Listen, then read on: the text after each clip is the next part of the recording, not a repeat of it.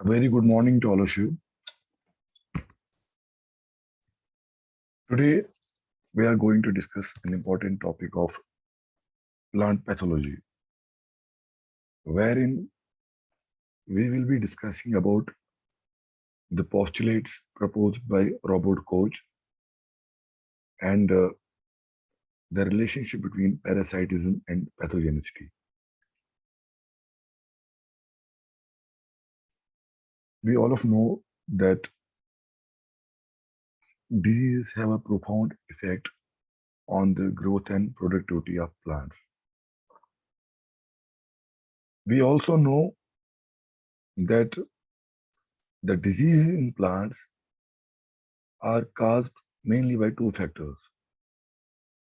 One is abiotic factor, that is environmental factor, and the second one is biotic factor. As far as biotic factor is concerned, it includes all the organisms which have tendency to cause a disease in the plants.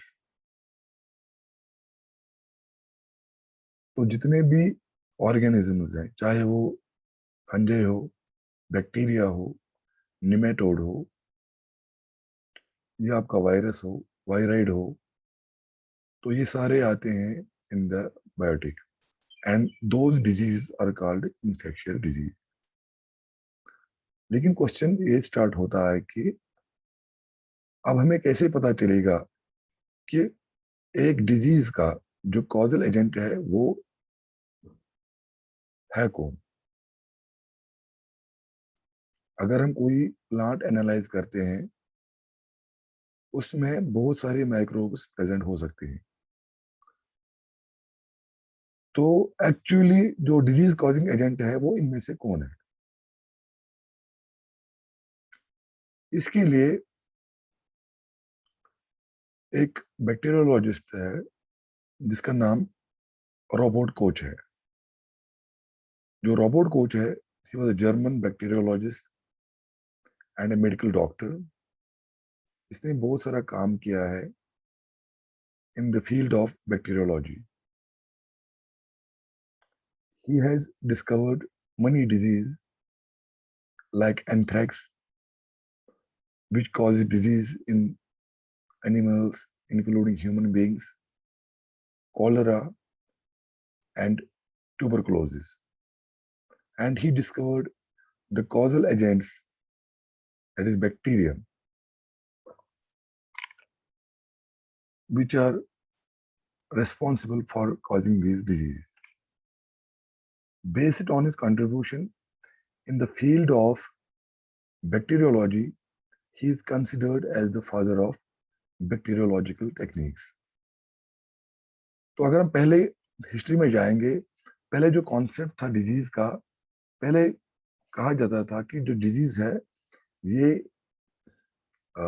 कोई super power है, मान लीजिए God है, उसकी वजह से होती है. उसके बाद फिर एक नई थ्योरी वजूद में आ गई जिसको हम बोलते हैं मियाज़मा थ्योरी, जिसमें ये बताया गया कि अगर कोई कहीं पे कोई ऑर्गेनिक मैटर है वो सड़ रहा है, दैट इज रॉटिंग, तो उसकी वजह से जो बैड एयर वहां से बन रहा है उसकी वजह से डिजीज कॉज होती है. लेकिन उसके बाद फिर जर्म थ्योरी आ गई जिसमें ये प्रपोज किया गया कि बहुत सारी डिजीज ऐसे हैं जो बैड एयर की वजह से नहीं, जिसका कॉज जो होता है वो कोई ऑर्गेनिज्म है. That is called germ theory of disease. And इसके बाद फिर रॉबर्ट कोच आया. इसने डेमोन्स्ट्रेट किया कि बैक्टीरिया जो होते हैं कैसे एक बैक्टीरिया डिजीज कॉज करते हैं. एज ए अर्लियर सेड कि he discovered the causal agents of anthrax disease, tuberculosis and cholera. And he has also introduced pure culture technique. अब अगर हमारे पास बैक्टीरिया है एंड हम चाहते हैं कि हम हमको आर्टिफिशियली ग्रो करें किसी पेट्री प्लेट में या पेट्री डिश में, तो इसके लिए हमें क्या है कि we need some medium. Medium में क्या होता है, इसमें जितने भी ग्रोथ प्रमोटिंग सब्सटेंसेस होते हैं वो इसमें इंक्लूड करते हैं ताकि हम कोई बैक्टीरिया को आर्टिफिशियली ग्रो कर सकें. अब ये जो मीडियम है ये डिफरेंट टाइप्स का होता है, एक होता है लिक्विड मीडियम, एक होता है सेमी सॉलिड, एक होता है सॉलिड मीडियम। इसके बाद और एक टेक्निक आती है प्योर कल्चर। मान लीजिए हमारे पास कोई सोल्यूशन है, इसमें we have got different types of bacteria. अब ये सारे के सारे different strain of bacteria grow हो रहे हैं किसी मीडियम में, that is called mixed culture technique. यहाँ में सारे के सारे मिक्सचर हैं, मिक्सचर ऑफ डिफरेंट बैक्टीरिया। अब अगर हमने क्या किया कि कोई स्पेसिफिक बैक्टीरिया हमें वही की वही ग्रो करना है, बाकी को हमें अलग करना है, तो जिस टेक्निक में हम कोई खास स्ट्रेन ऑफ बैक्टीरिया कल्चर करें, ग्रो करें किसी आर्टिफिशियल मीडियम में, that is called pure culture technique. I hope you understand this. Pure culture technique होती है कि culturing of bacteria in artificial medium, लेकिन जिसमें एक खास स्पेसिफिक स्ट्रेन ही हो बैक्टीरिया की, बाकी को छोड़ के। क्योंकि इसने प्योर कल्चर टेक्निक इंट्रोड्यूस की in the field of bacteriology, he is known as the father of bacteriological techniques. So मैं रिकैपिचुलेट करूंगा। Robert Koch, he was a German physician and a bacteriologist. He has worked a lot in the field of this bacteriology. He discovered different causal agents of anthrax, tuberculosis, and cholera. And he first demonstrated the role of bacteria as a cause of disease. He has also introduced pure culture technique using solid media. Based on his contributions in the field of bacteriology, he is considered as the father of medical bacteriology. And based on his contribution in the techniques by introducing pure culture technique using solid media, he is considered as the father of bacteriological techniques.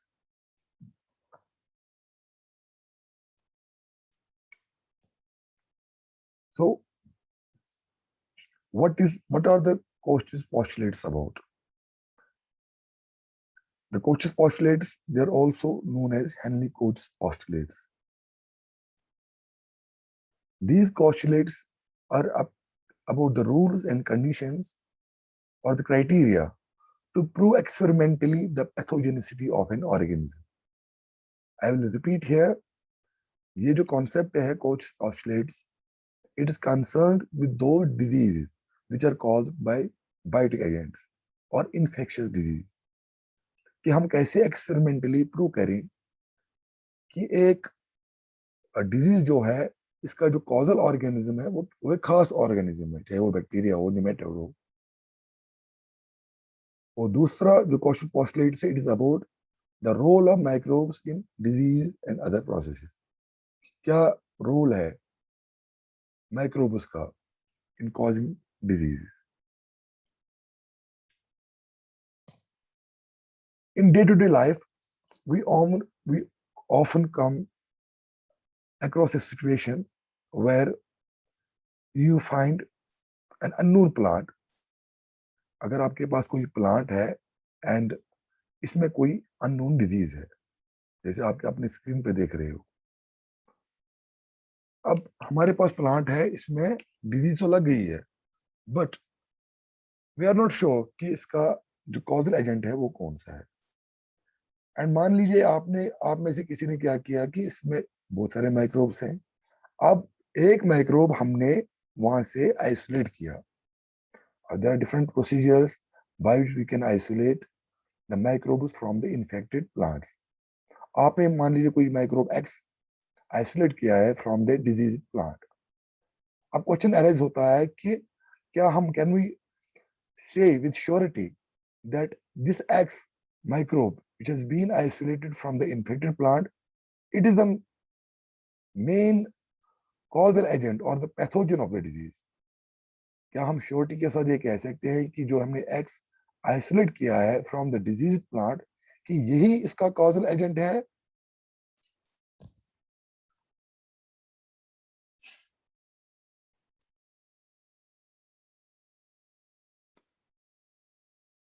तो हम कैसे पता करें कि यही causal agent है।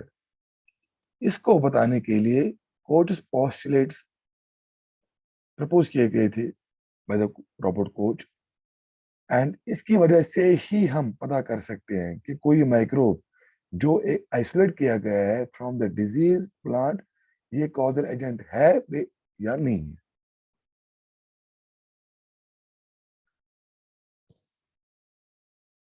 तो coaches postulates की वजूद में आ गई। पहला तो ये है कि to identify the cause of the disease, कि डिजीज का कॉजल एजेंट बेसिकली है कौन। अब जितने भी डिजीज अभी तक हैं, most of the disease which are known today, इन्होंने ये क्राइटेरिया जो रोबोट कोच ने दिया था ये फुलफिल करते हैं। रोबोट कोच ने कुछ क्राइटेरिया दिया था कि जिससे हमें पता चले विद श्योरिटी कि कोई ऑर्गेनिज्म किसी डिजीज का कॉजल एजेंट है। तो अगर फॉर एग्जांपल कोई अननोन डिजीज है एंड आपने वो डिजीज डिस्कवर की है एंड यू डोंट नो कि इसका कॉजल एजेंट कौन है, तो अगर आपको लग रहा है कि कोई माइक्रोब इसका कॉजल एजेंट है, then you have to unequally test it through the Koch's postulates. तो कोचेस पॉस्टुलेट वो क्राइटेरिया है जिसमें आप ये एस्टेब्लिश कर सकते हो कि हाँ, जो माइक्रोब है यही एक डिजीज का कॉजल एजेंट है। Now coming to the Koch's postulates. अब कौन कौन से कोचेस पॉस्टुलेट्स है? जो रोबोट कोच है इसमें 4 मेन पॉस्टुलेट्स प्रपोज किए हैं। पहला तो यह है कि which goes as the suspected causal agent may be must be present in every diseased organism examined। अब फॉर एग्जाम्पल कोई डिजीज हुई है किसी प्लांट में एंड आपको लग रहा है कि ये किसी खास बैक्टीरियम या कोई खास नेमाटोड हो या कोई माइक्रो ऑर्गेनिज्म हो उसकी वजह से हो रही है। पहला पोस्टुलेट ये है कि अब आपको कोई सस्पेक्ट जो आपको लग रहा है कि ये ही डिजीज कॉजिंग एजेंट है, तो ये हर किसी डिजीज ऑर्गेनिज्म में प्रेजेंट होना चाहिए। मान लीजिए कि डिग्रीनिंग हो रही है, कलर फेड हो रहा है फॉर एग्जांपल प्लांट में। अब आपको लग रहा है कि ये कोई खास किस्म की डिजीज है, इसमें मान लीजिए एक माइक्रोब माइक्रोब एक्स रिस्पॉन्सिबल है। अब जितने भी ऐसे प्लांट्स हैं जिनमें डिजीज हो रही है, उन सब में ये जो सस्पेक्टेड कॉजल एजेंट है microbe x, it must be present in every disease organism. ये पहला पॉस्टुलेट है। तो नंबर सेकंड पॉस्टुलेट जो है, अब जो आपको लग रहा है कि कोई माइक्रोब, अब ये कोई कॉजल एजेंट है। दूसरा ये है कि it must be isolated from the disease plant and grown in pure culture. दूसरा ये है कि दूसरा क्राइटेरिया ये है कि जो आपको लग रहा है कि कोई माइक्रोब जो है यही डिजीज कॉज कर रहा है, आपने क्या करना है कि इट मस्ट गेट आइसोलेटेड। आपको ये आइसोलेट भी करना है इस डिजीज प्लांट से, एंड फिर आपको क्या करना है, it has to be grown in pure culture. इसको हमें प्योर कल्चर में ग्रो करना है। अब प्योर कल्चर जैसे मैंने बोला कि ये वो कल्चर है जिसमें अगर हमारे पास डिफरेंट टाइप्स ऑफ बैक्टीरिया है या different types of micro organism है इसी प्लांट पे, आपको लग रहा है कि इनमें से कोई खास एक ही जो माइक्रोब है वो डिजीज कॉज कर रहा है, एक ही टाइप ऑफ माइक्रोब। आपने क्या करना है कि we have to grow it in pure culture. अब हमें वैसे कल्चरिंग करना है मीडियम में कि बस वही ग्रो होना चाहिए, बाकी को हमें आइसोलेट करना है। तो दूसरा जो पोस्टुलेट है वो ये कह रहा है कि अगर हमें जो सस्पेक्टेड कॉजल एजेंट है, चाहे वो बैक्टीरिया हो या कोई और माइक्रो ऑर्गेनिज्म हो या कोई निमेटोड हो, हमें ये जो डिजीज प्लांट जो है इसे आइसोलेट करना है। It must be isolated and then it must be grown in pure culture. हमें ये प्योर कल्चर में ग्रो करना पड़ेगा जहां पे बस यही माइक्रो ऑर्गेनिज्म हो, बाकी ना हो। अब हमने जब ये प्योर कल्चर किया, तो तीसरा पोस्टुलेट ये होता है, ये कहता है कि जो हमने प्योर कल्चर किया है, अब इस एजेंट का जो कॉजल एजेंट है, मान लीजिए कोई माइक्रोब है, फॉर एग्जाम्पल कोई बैक्टीरिया या फंगस है।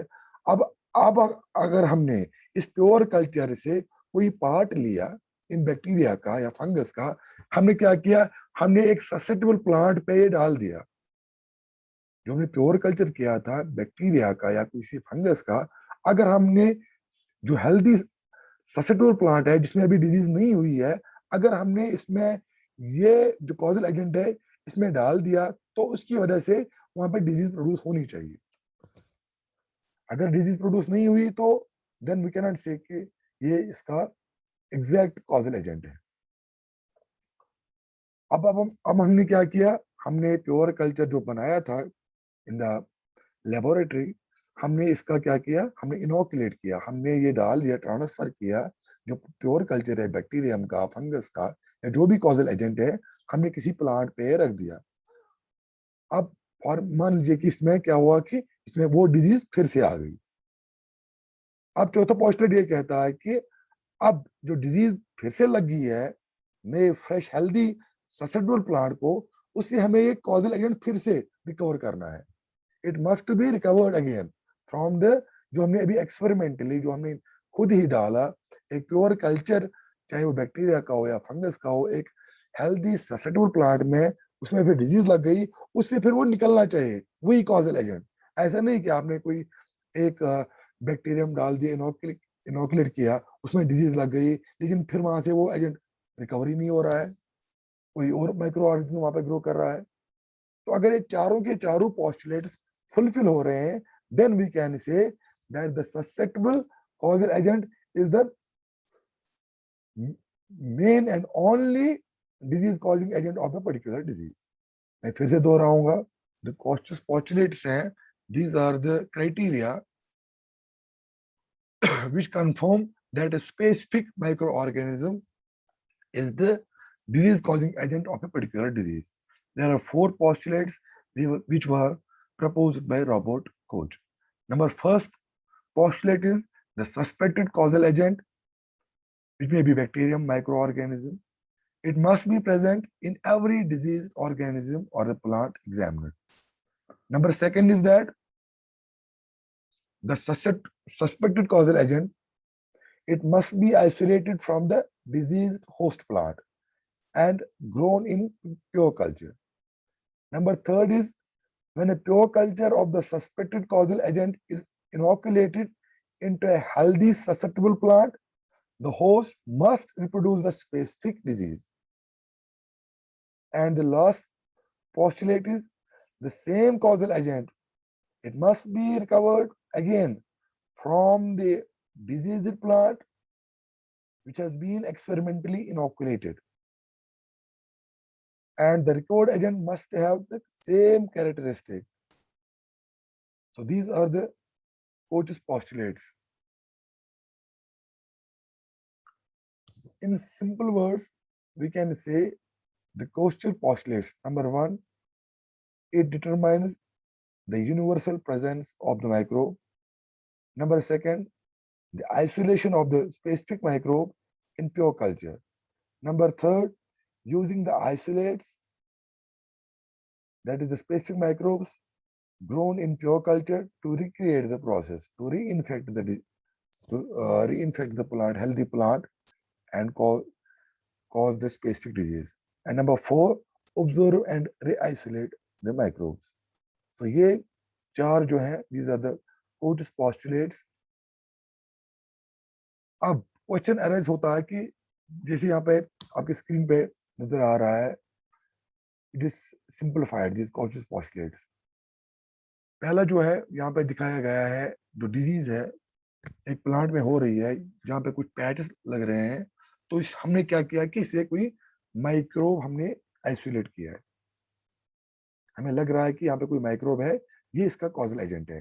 तो नंबर सेकंड क्या है कि हमें इसको क्या करना है, we have to isolate that suspected microbe from the infected plant, and फिर हमें क्या करना है, इसको ग्रो करना है, कल्चर करना है in the laboratory in the pure form, जैसे यहाँ पे दिख रहा है आपको।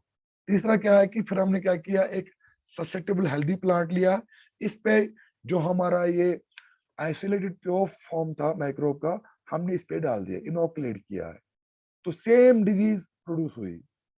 अगर सेम डिजीज प्रोड्यूस हुई, फिर हमने क्या किया, अब ये नया डिजीज प्लांट जो है, हमने क्या किया, इससे यही माइक्रोब वापस आइसोलेट किया है, कोई और माइक्रोब नहीं, बस यही माइक्रोब।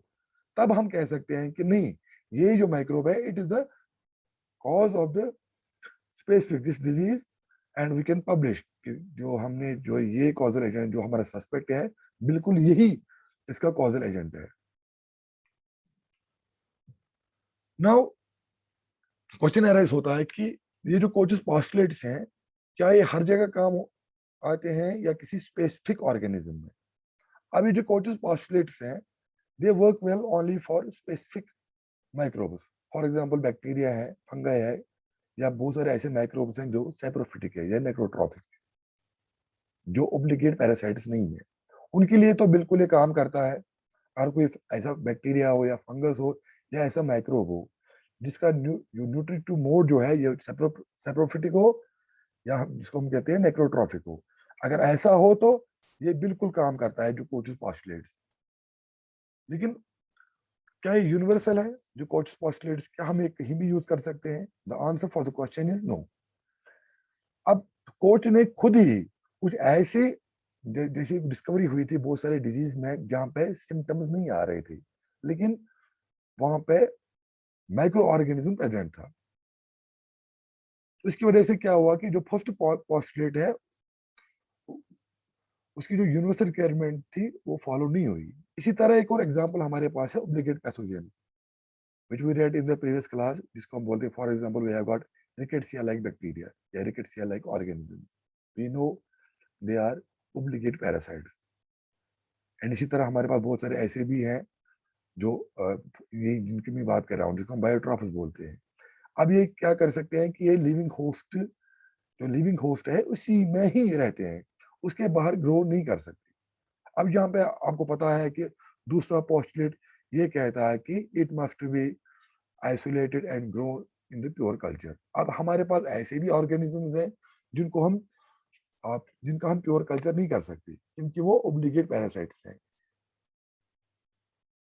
जो बस लिविंग ऑर्गेनिज्म में ही ग्रो कर सकते हैं।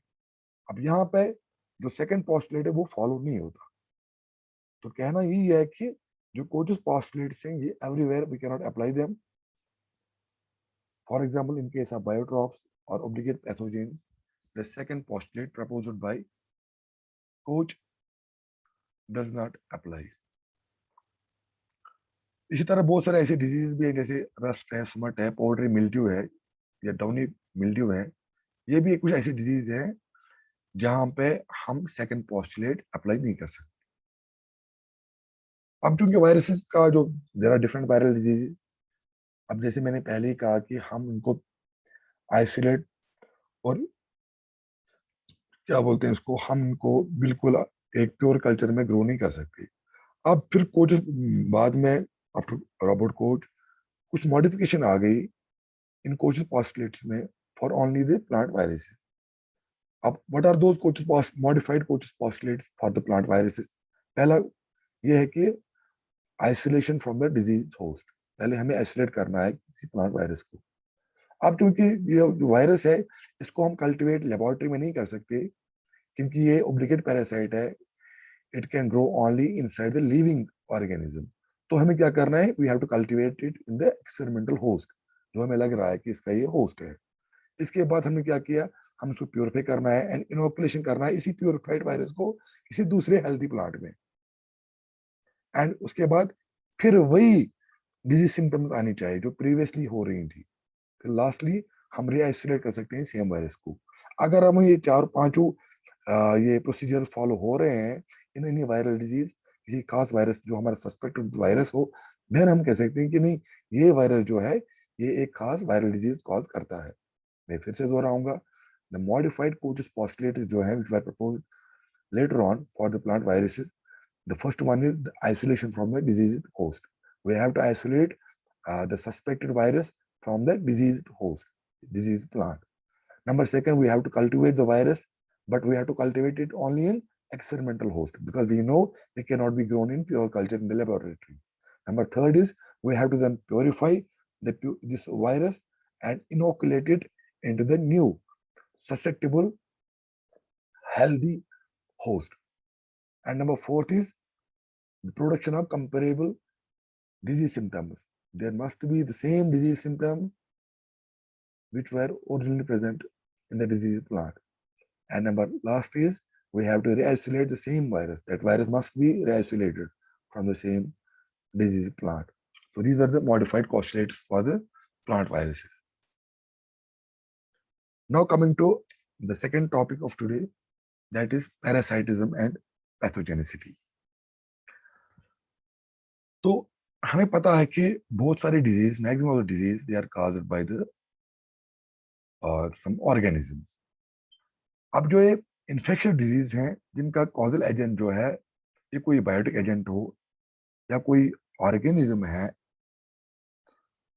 तो जैसे ह्यूमन बीइंग्स में या एनिमल्स में ऑर्गेनिज्म डिजीज करते हैं, उसी ग्रुप के जो ऑर्गेनिजम्स हैं वो भी प्लांट्स में डिजीज करते हैं.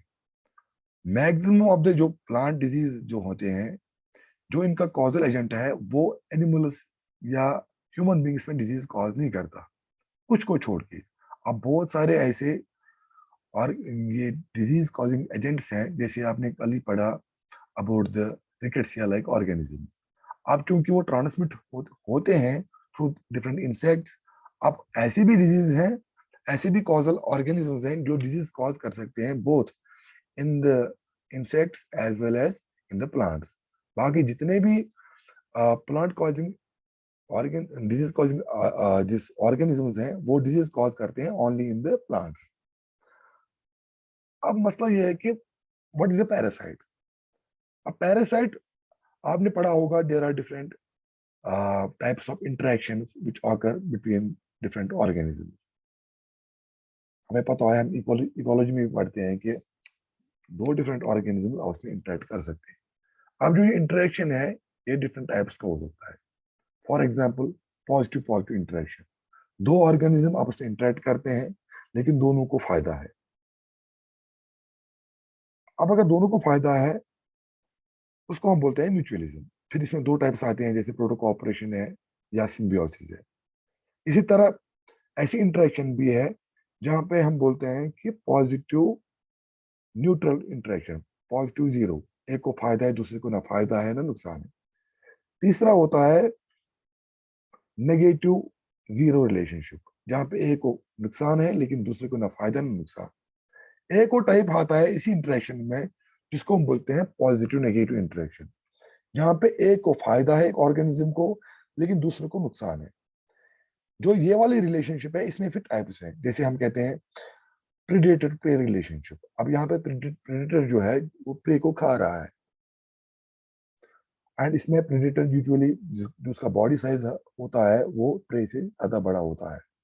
अब यहाँ पे प्रीडेटर को फायदा है लेकिन प्रे को नुकसान है. So it's a type of positive negative interaction. इसी टाइप ऑफ इंटरेक्शन एक और भी है जहाँ पे एक ऑर्गेनिज्म या तो किसी दूसरे ऑर्गेनिज्म के बॉडी पे रहेगा या इसके इनसाइड अंदर रहेगा, लेकिन वहां पे भी रिलेशन जो है पॉजिटिव नेगेटिव इंटरेक्शन है, एक को फायदा है दूसरे को नुकसान है. अब ये जो ऑर्गेनिज्म दूसरे ऑर्गेनिज्म पे रह रहा है, चाहे बॉडी पे चाहे इनसाइड द बॉडी, इसको हम बोलते हैं पैरासाइट. वो वहां से क्या फूड जो न्यूट्रिशन है वो एक्वायर करता है. That organism which lives either on the body of an organism or inside the body of an organism and takes food or nutrition from the later, that is called a parasite, and जिसमें रह रहा है that is called a host, and this type of interaction that is called a parasitism. अब question ये arrays होता है कि जो for example got a plant parasite, अब चूंकि ये एसोसिएट है किसी प्लांट्स पे, ये मल्टीपल भी करता है एंड ग्रो भी करता है एक प्लांट. अब वहां पे चूंकि ये फूड ले रहा है, अब इससे क्या होता है कि जो नॉर्मल ग्रोथ है प्लांट की उसमें थोड़ा इफेक्ट पड़ता है, एंड या for example it may be detrimental to the development and reproduction of the plant. लेकिन ये जरूरी नहीं है कि एक पैरासाइट अगर किसी प्लांट पे रह रहा है कि ये जेन्युइनली कोई डिजीज कॉज कर सकता है. It may or may not result in the disease. So बहुत सारे ऐसे पैरासाइट्स हैं जहां पे जो ultimately lead to the cause of a disease. So there is a relationship between the parasitism and pathogenicity. अब we know कि बहुत सारे ऐसे डिजीज ऐसे ऐसे हैं कि जहाँ पे कोई